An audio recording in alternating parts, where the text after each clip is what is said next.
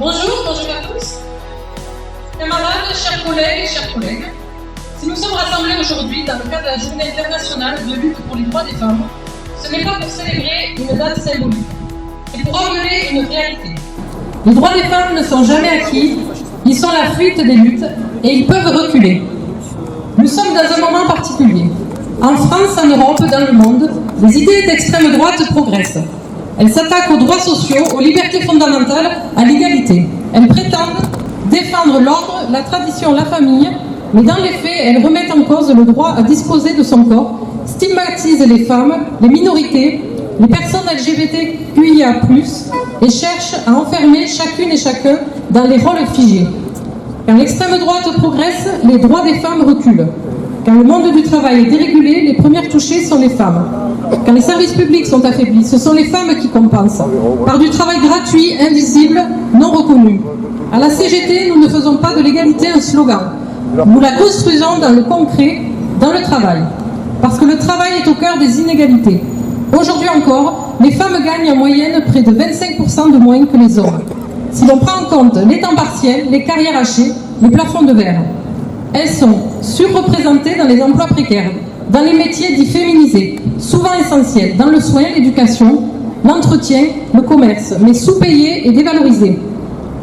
Elles subissent davantage le temps partiel imposé, la précarité, les carrières bloquées. Et dans les entreprises, les comportements sexistes et le harcèlement restent une réalité quotidienne. Combien de remarques sur l'apparence, combien de blagues déplacées, combien de promotions refusées parce qu'elles risquent d'avoir un enfant. Combien de femmes qui n'osent pas parler par peur de représailles. Le sexisme au travail n'est pas un détail, c'est un système de domination. Le harcèlement n'est pas une dérive individuelle, c'est un rapport de pouvoir. Et face à cela, notre rôle syndical est clair. Protéger, accompagner, dénoncer et organiser. Nous ne laisserons pas les femmes seules face aux violences. Nous ne laisserons pas les inégalités salariales se perpétuer. Nous ne laisserons pas les directions minimiser les faits. Mes camarades, il faut aller plus loin. Nous vivons un moment où la parole des femmes a fissuré le silence. L'affaire Gisèle Pelicot a marqué le pays. Par son courage, par sa dignité, elle a permis que la honte change de camp.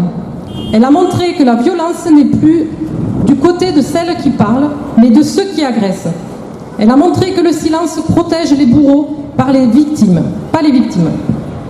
Aujourd'hui, nous devons franchir une étape supplémentaire.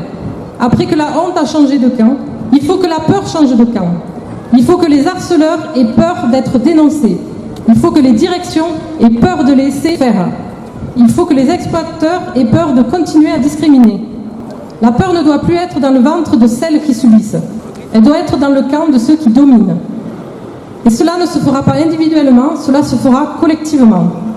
C'est tout le sens de l'engagement CGT. Nous revendiquons l'égalité salariale réelle et immédiate, la revalorisation des métiers féminisés, la fin du temps partiel imposé, des plans de prévention et de sanctions contre le sexisme et le harcèlement dans chaque entreprise, des moyens pour l'inspection du travail et la justice prud'homale, le renforcement des services publics qui permettent l'émancipation.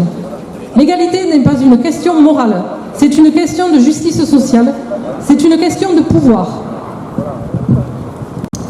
Car derrière les écarts de salaire, il y a une organisation du travail pensée historiquement par et pour les hommes. Derrière le sexisme, il y a une volonté de maintenir un ordre social inégalitaire. Derrière les attaques réactionnaires, il y a la peur de l'émancipation. Nous faisons un autre choix. Le choix de l'égalité, le choix de la solidarité, le choix de la lutte. Nous ne voulons pas d'un monde où les femmes doivent être plus fortes pour survivre. Nous voulons un monde où elles n'ont plus à se défendre pour exister. Alors, aujourd'hui, en Aveyron, comme partout en France, nous affirmons que l'égalité n'attendra pas. Nous affirmons que les droits des femmes ne sont pas négociables. Nous affirmons que le monde du travail doit changer.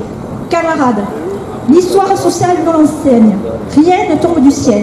Les congés maternité, l'IVG, l'égalité professionnelle, les droits syndicaux, tout cela a été arraché par la mobilisation. Et nous sommes des héritières de ces combats. Alors faisons en sorte que cette journée ne soit pas un point d'étape, mais un point d'appui. Organisons-nous, faisons grandir le rapport de force pour que la honte ait changé de camp, pour que la peur change de camp, pour que l'égalité devienne une réalité. solidarité. Vive la solidarité, vive la lutte des femmes. Vive la solidarité.